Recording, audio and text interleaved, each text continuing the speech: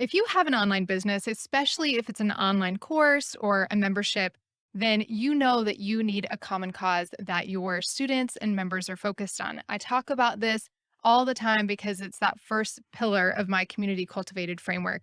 And if you don't know what I'm talking about, you want to go back and you want to listen to episode 1 of this podcast. That's how important it is. It was the first episode of this podcast where I go deep on the importance of having a common cause. And in that, I talk about 3 elements. First being purpose, second being a path, and third being progress and measuring and knowing your members' progress.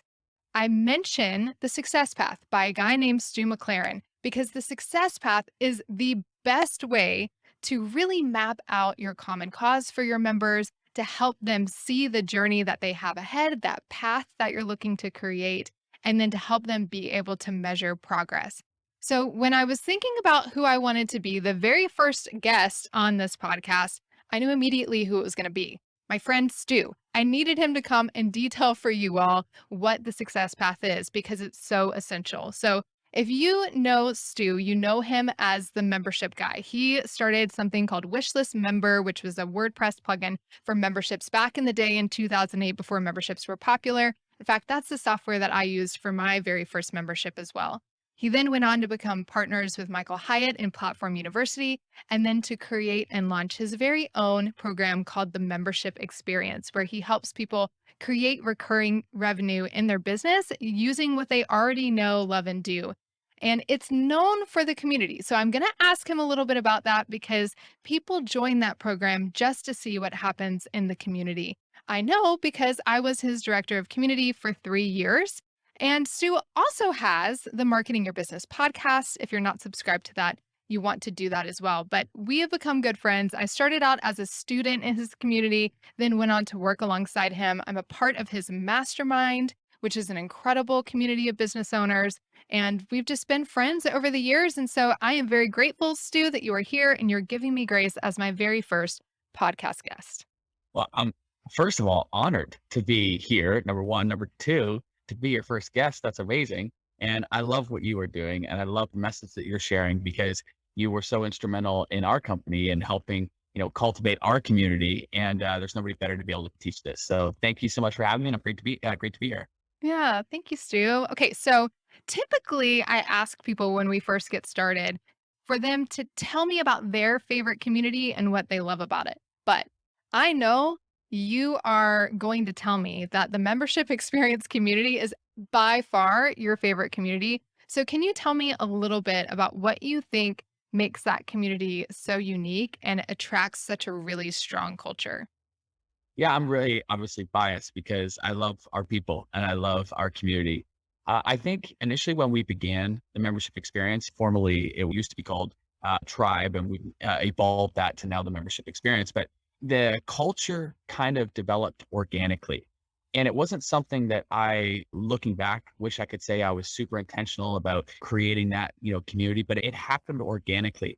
But it didn't take me very long to realize when it was beginning to happen that this was something that I needed to be intentional about. This was something that I needed to double down on. And my first experience of that was at our live event. And during the live event, I'm taking questions, and you actually popped up with a question, and I could barely see you because the lights were bright, but I could see a shirt that you were wearing, and I could just see kind of an outline of the shirt, and I didn't think anything of it. You asked your question, I responded. The next question was, I think, Jamie, and she popped up. And again, I can't really see because of the lights, but I could see that it looked like she was wearing the same t-shirt. And I remember in that moment, I stopped for a second. I said, hang on, are you wearing the same shirt as Shannon? And she kind of giggled. And then all of a sudden, like there was like 12 of you who all stood up wearing the same t-shirt.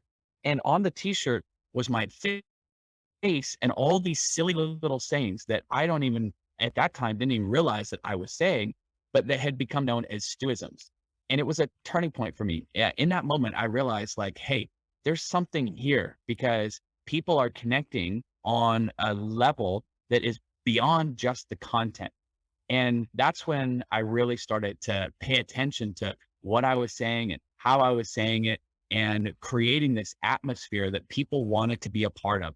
And I think that now, years later, I'm just so grateful because it gave me, as the creator of the program, an opportunity to just to be myself. And I think that that is probably one of the most freeing things for any creator. Before, I was always trying to be the professional and trying to do it this way or trying to model that way or whatever. And it never totally felt comfortable for me. And I think that when I look at our community, what makes it special is that we don't take ourselves too seriously and we give people the chance to just be themselves and to lean into who they are with a common goal of generating recurring revenue, knowing what that then makes possible. The other thing that I think makes our community special is we check egos at the door. We're there to support that very first little bit of progress that somebody might make, whether that's getting clear on their success path or doing their founding member launch and welcoming that first member, or if it's somebody who is relaunching and welcoming thousands of members into their membership. Every single win counts. And I think one of the things that I love about our community is the way we rally behind each other and really support each other. Because listen, there are many people who don't come from an environment of support. There are many people who face incredible challenges at home, even with loved ones second guessing what they're doing and how they're doing it, or challenges that we can't even begin to fathom. There's a lot of heavy stuff going on in the world, and we can't even begin to understand all that people are navigating at home. But I think that's what makes our community special is it's that one place where people can come, they feel safe, they feel like they can be themselves, they know that they're well supported, and hopefully along the way, we have a whole lot of fun doing what we do. And I think that's what makes our community really special. That's so good. And yes, you definitely do have a lot of fun in the community for sure. But I love this because you're talking about this as you show up authentically as the leader of the community, you're creating space and safety for other people to do the same in this online marketing world, which is often full of a lot of smoke and mirrors and a lot of feeling like you have to wear masks. You don't really find that inside of your community. If it sounds like a unicorn community, it is. So you really need to be a part of it to experience it.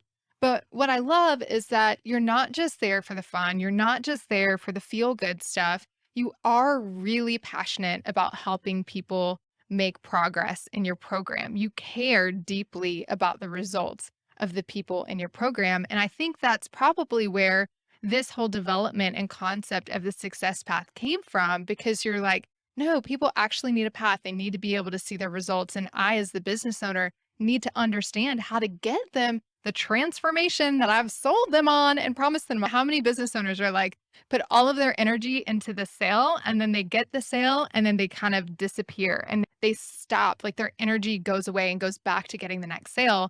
You really focus on making sure that you get the person the result because as you talk about all the time, that result leads to a story, which is ultimately going to lead to the next sale. So tell me how you develop the success path and sort of what the core principles of it are. Well, you kind of hit the nail on the head. I'm a membership guy. So memberships and success with memberships fall into a bunch of different categories. There's obviously getting eyeballs to whatever it is that you're offering, like traffic, like that's a really important component.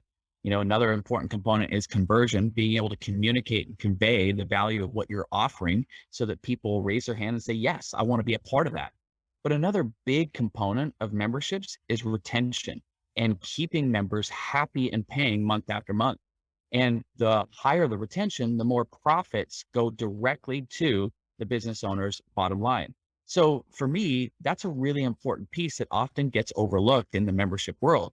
And when I was looking at and working with so many different clients, many times they would have a decent amount of traffic because they got their following. They were good or okay at converting, but the one glaring area of opportunity was retention. So they'd get people in, but they were losing them just as fast as they were getting them in.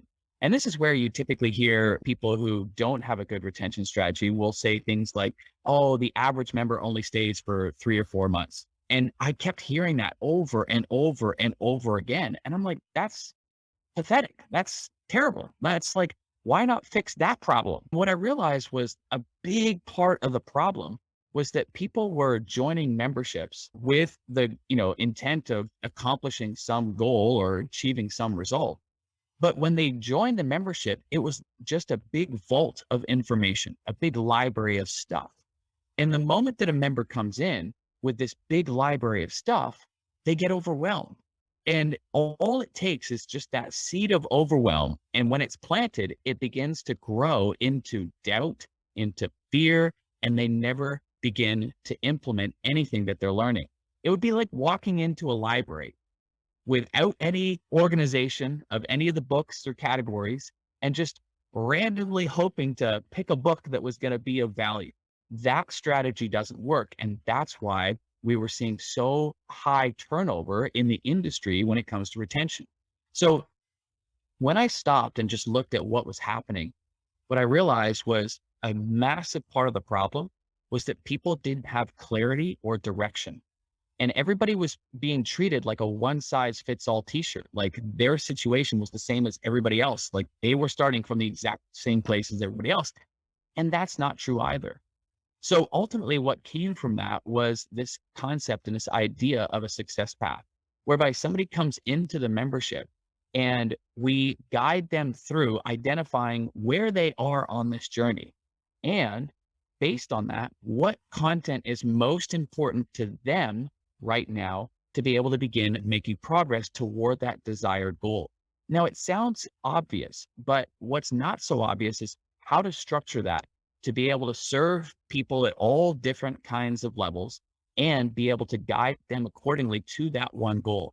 But what has come from this has been kind of magical. It's allowed us to enable people to experience far more progress than ever before. And that progress creates momentum.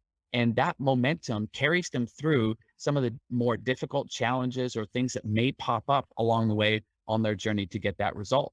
The other thing that it does is it creates a measuring stick of success so that we can look back and we can say, amazing. Look at where you were when you first joined the membership and look at where you are now and how much progress that you've made because of, your work here in this community. And in doing that, just in helping people be able to reflect on where they were and where they are now, it immediately communicates the value of your membership and what it means to that person.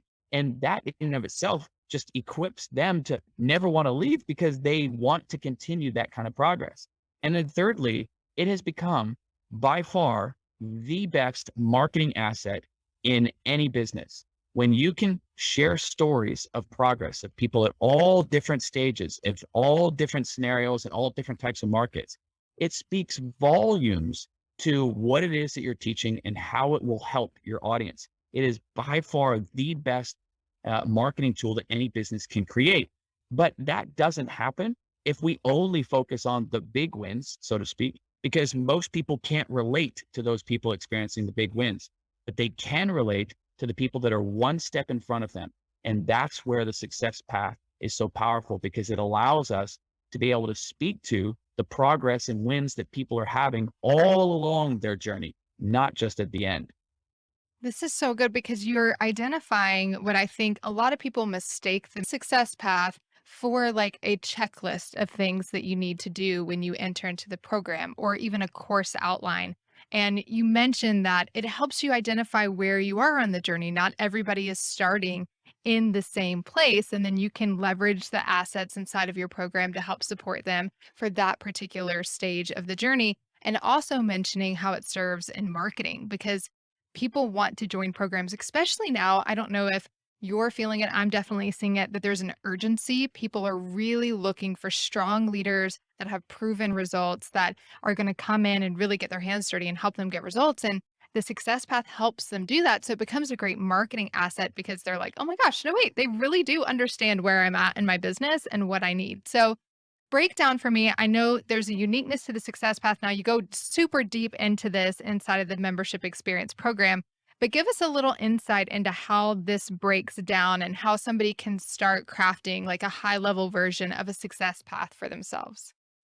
Yeah, the high level overview is that it contains four different elements. The first element are stages. And what I want you to think about here is that, like karate, for example, you don't go from the white belt to the black belt like that. There are different stages that you're going to go through. Similarly, like if you were learning how to paint, you're not going to go from not knowing how to paint to becoming the next Picasso like that. There's going to be a progression to that journey. The key thing for you and I as business owners is to think through, okay, if I were sitting down across from somebody and I were chatting with them and I'm trying to evaluate where are they in their journey?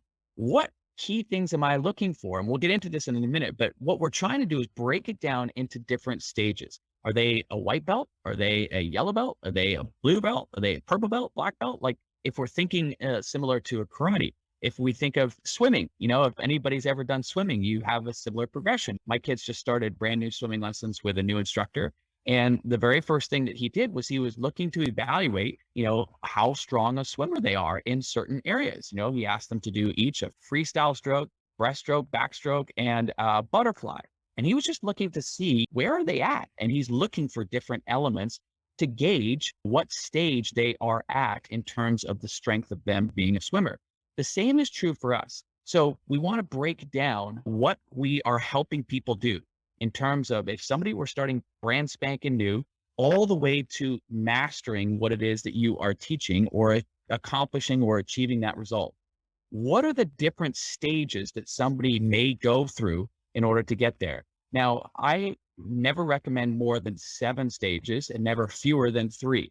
The sweet spot is 5. This is typically what I work with clients to do, is to identify 5 different stages. And the reason being is in the beginning, we actually want stages that are a little bit easier to progress through because it creates momentum for people. That's really important. They want to be able to see progress as they're moving through the stages. But then similarly, in order to truly master a skill set or to truly get a result, it may take time. And so this is why you want to have a good range in terms of the levels at each stage. So first element are stages. The second element are descriptions of each stage. And I first kind of discovered this when I was business partners with Michael Hyatt. And one year we were looking to sell his goal setting course, which is 5 days to your best year ever. And Michael came up with an assessment. And in the assessment, it assessed various areas of your life. And he wrote a description for each of the different areas and for the different stages of each area. Now, I'm a fit guy. I've played sports my entire life. I still run, I still bike, I still play soccer. I'm a fit guy. And so if you were to ask me on a scale of 1 to 12, which was the, range that Michael was giving, how fit I was, I would have said I'm easily like 10, 11, or 12, like for sure. Like I'm fit. But then when I read Michael's descriptions, I was like, oh, I'm I'm probably more like a 6 or a 7 according to this scale. And this is what's important about the descriptions. It speaks to people so that they can quickly and easily identify, ah, that's where I'm at. And so how do we create a description that people connect to and quickly identify to be? Well, we want to talk about what are people thinking at that stage? What are people feeling at that stage? And what are people doing at that stage? So these descriptions paint a picture where people see themselves in that description and can quickly identify, okay, I'm at stage 3. Oh, okay, I'm at stage 2. Actually, I'm at stage 1. So when they read the description, they immediately identify with being at one of those stages. Now, what's also beautiful about this is the moment that they identify as being at a stage, they also see what is possible in the other stages ahead of them. So it foreshadows the progress that they can experience and how that will help benefit their life. Is it making sense so far, Shanna? Yeah, definitely. I love it because you're talking about how they can quickly and easily identify it, how it's not in their head where they think they are. It's pretty black and white. Like if you're in these stage, you have done these things and you're probably experiencing these things. I think at one point you told me to think about a Hallmark movie for that person in a day. Like, what does that look like? Paint that script for a day. That was super helpful. And then even casting the vision of where they're going to go next. And you'll probably talk about this, but those milestones that they really need to achieve to get to that next stage.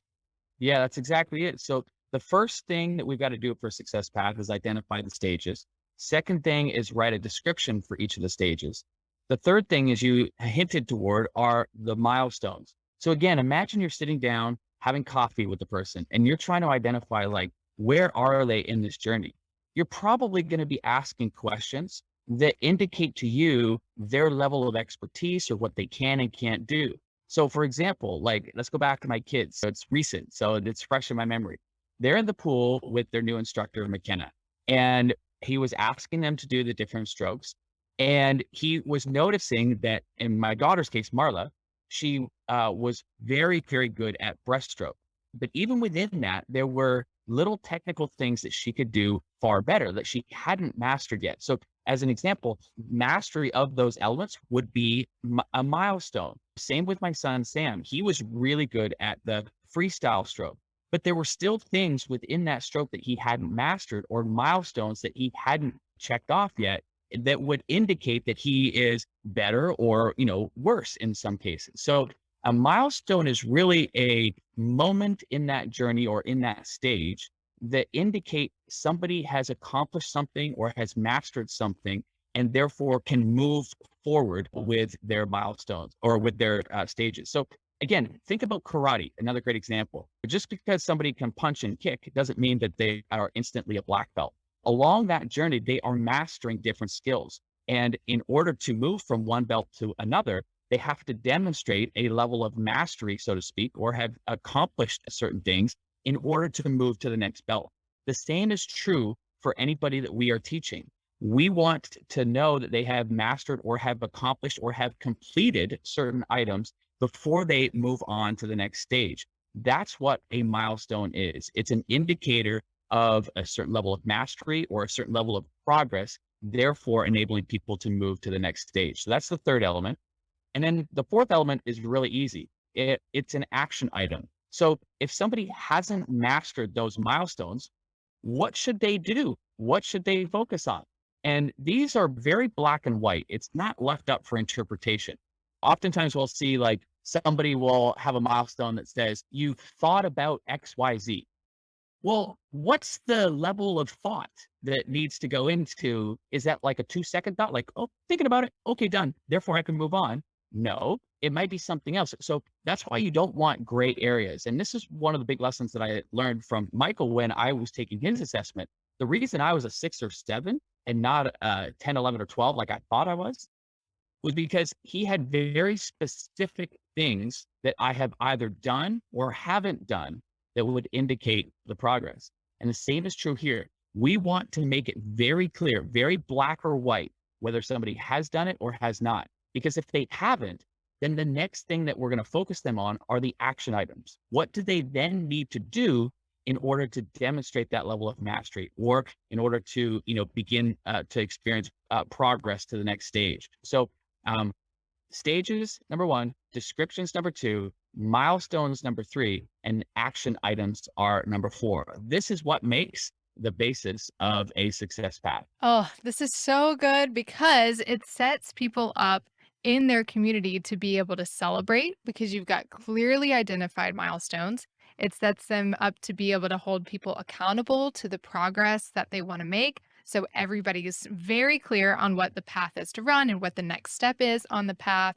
And it just gives people clarity in the clutter that can be a membership. So often we have so much content in there, especially if you've been a membership site owner for a few years, that people don't really know where to start. So you're able to use this path to craft a really unique journey and give them clarity on you're here. This is your next milestone focus. And these are the action steps that are going to help you get there. And oh, by the way, here are the pieces in our program that can support you with those particular action steps. And it's refreshing for people. Like when they come into a program, it's a relief that they don't have to learn all the things. In fact, all they got to focus on right now are just a few things that are going to help them grow. Coming back to the swimming instructors, one of the things that I love about this new swimming instructor, McKenna, was that he wasn't giving my kids a whole bunch of things that they had to remember and try to master. In fact, every time they did a length of the pool, he just gave them one thing. So he'd just say, "Hey, Sam, I just want you to point your belly higher to the sky," when he was doing his backstroke. He wasn't talking about his arms. He wasn't talking about his legs. He wasn't talking about his hands and how he had to cut. No, he just said, "Sam, next time, just point your belly higher to the sky." One thing to focus on. And it was refreshing. And I could see the progress in my kids. And Marla, as I said, her strong stroke is the breaststroke. But there was a one moment when she was practicing the freestyle stroke and she kept popping her head up. And it was like throwing her out of balance and all this kind of stuff. And McKenna just said, "Hey, Marla, just next time, just keep your head in the water a little bit longer. One thing. And it was refreshing. You could see almost the weight lifted from my kid's shoulders.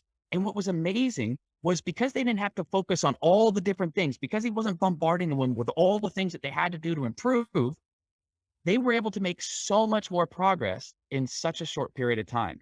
The same is true for people coming into our programs. If we bombard them with all the things that they've got to do, and they've got to learn this, and they got to learn that, and they got to blah, blah, blah, blah, blah, they get overwhelmed. But if we just say, you know what, forget all that right now, where you're at, just focus on these few things. It's just like, oh, and what happens is that people experience way more progress, because you and I both know if they start focusing on just a few things, then they're going to begin building momentum for themselves, and they're going to begin experience more progress.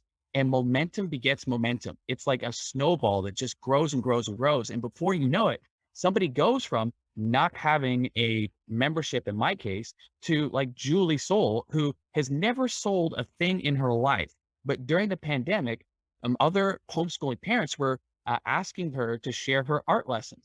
Now, she has never considered herself a businesswoman, never gone to business school, never sold, in her words, anything more than a candy bar for a fundraiser at school events. But she just took one step at a time. She didn't focus on all the things of building a big business. She just focused on, hey, people are asking me about this. So then she started a free Facebook group, and she started sharing her art lessons that she was giving her kids at home as she was homeschooling them. And then that Facebook group grew from nothing to a couple thousand people. And then she thought, well, this would maybe make for a great scenario for a membership, because her people were asking her for more lessons. So then she did a founding member launch to this group that she had started from scratch. And she ended up welcoming just over 340 members in that founding member launch. And now she just took the next right step and the next right step. And within 8 months, she had grown that membership to more than 1,000 members. And by 1 year later, had grown that membership to more than 1,400 plus members. She didn't start with the goal of building this big business with thousands and thousands of monthly paying members.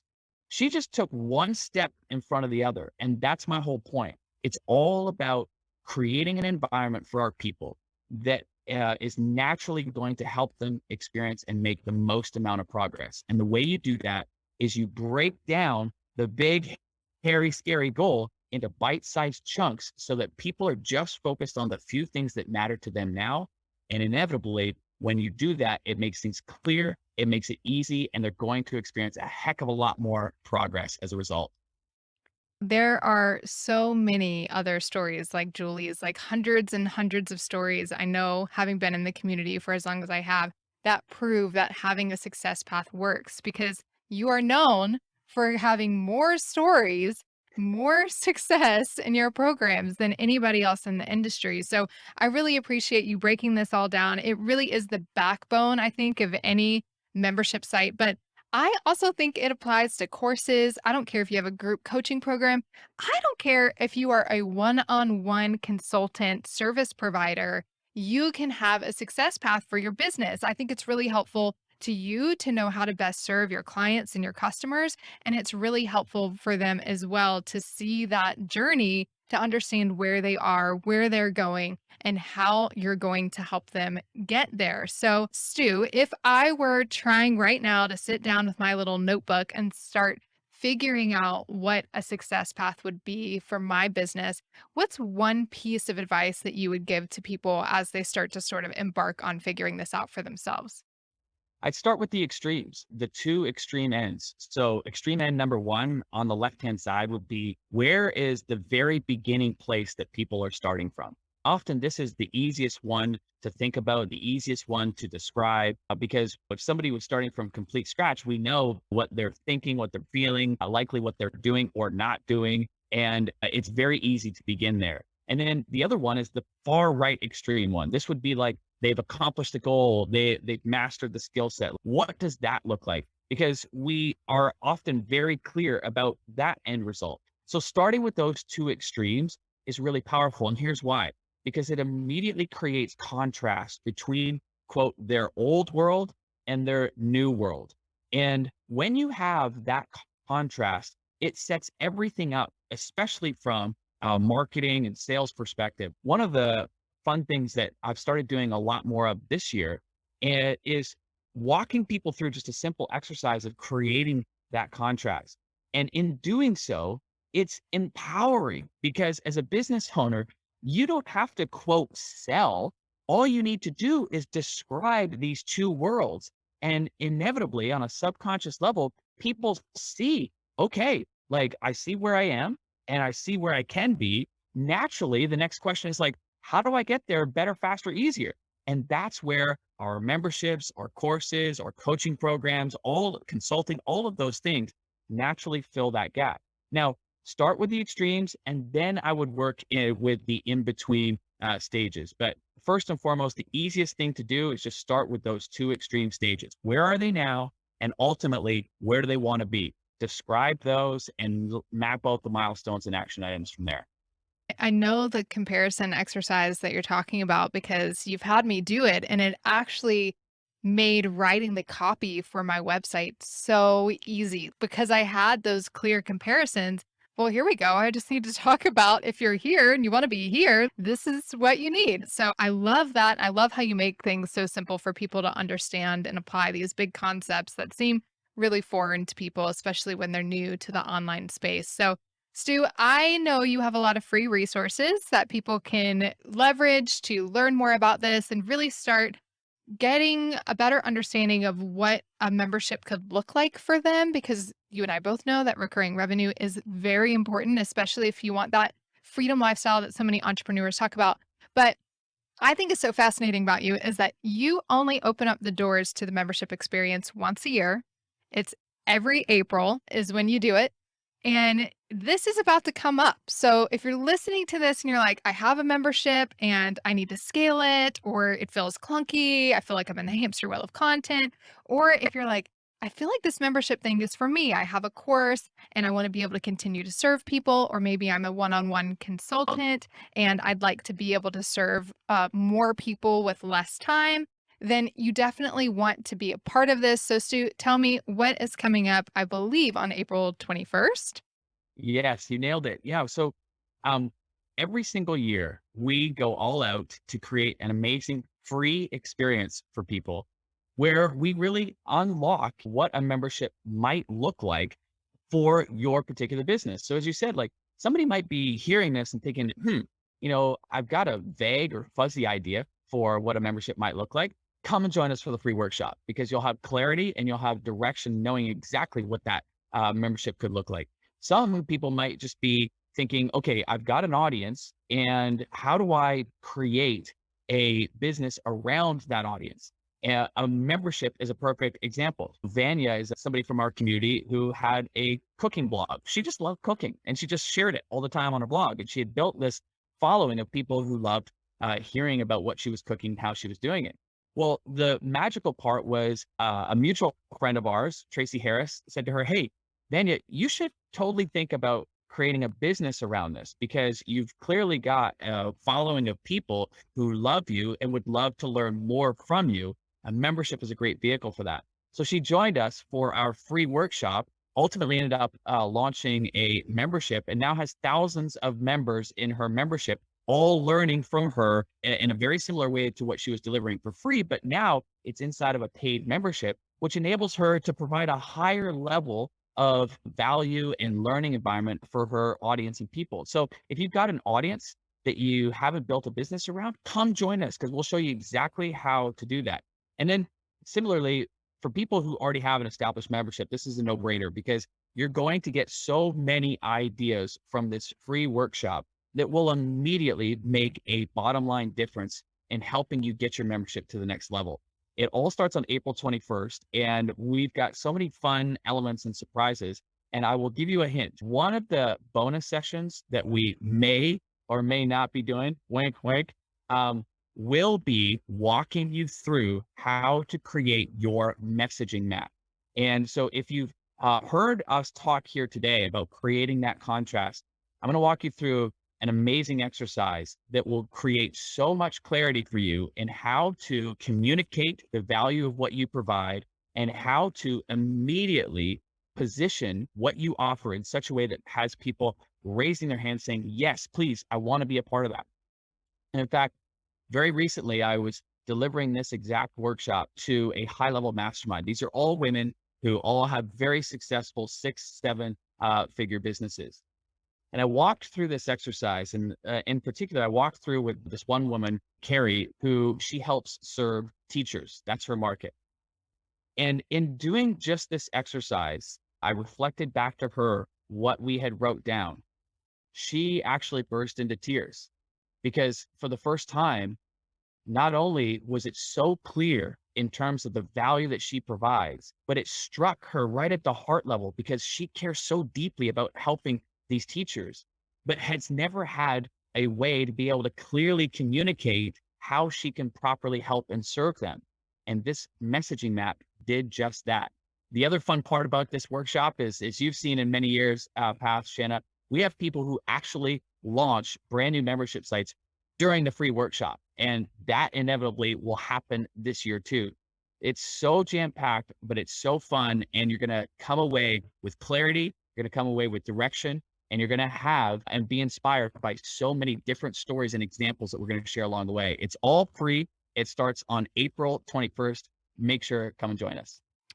Well, I'm excited for it. I haven't missed one yet because I learned something new every single time that you do it. And I still can't believe that you do it for free because it is so high value. So if you want to register for that workshop, go to learnwithstu.com, learnwithstu, STU.com. You can register for the workshop and you'll also get access to his guide on how to really start and create a membership. So you can get work done. And I hope you do before the workshop. And when you do that, you get that guide, you sign up for the workshop. You are going to get that much more value out of the workshop because you're already going to have started to think through these things and you're going to get to listen for those little nuances that will help make all the difference in your business. Well, Stu, how can people connect with you outside of this workshop? I know you spend time on Instagram. I know you have your podcast. What's the best way for people to connect with you? Yeah, definitely the podcast, the Marketing Your Business podcast. Just search it out wherever you listen to podcasts and begin digging in there. And then definitely Instagram's an easy one. It's just my name, Stu McLaren. And you'll see, what I'm doing, how I'm doing it. And you'll see lots of behind the scenes with our company, but also the fun shenanigans that we have, as well as my family life with my kids. They keep me busy too. As we were discovering right before this call, Shannon, with my daughter coming down with her pajamas and getting waffles and Yeah, all getting served out of the cabinets. Yeah, I love it. yeah. Well, Stu, that is amazing. I'm super excited for the workshop starting April 21st. Get registered for that at learnwithstu.com and make sure to connect with Stu on his podcast, Marketing Your Business Podcast. Stu, thank you so much for taking time to do this. I know you're vacationing with your family right now, and so I appreciate you doing this. Yeah, of course. It's my pleasure. And congrats on the podcast, buddy. I'm super stoked for it. Yeah, thanks. And I look forward to seeing you in Nashville soon. Yahoo!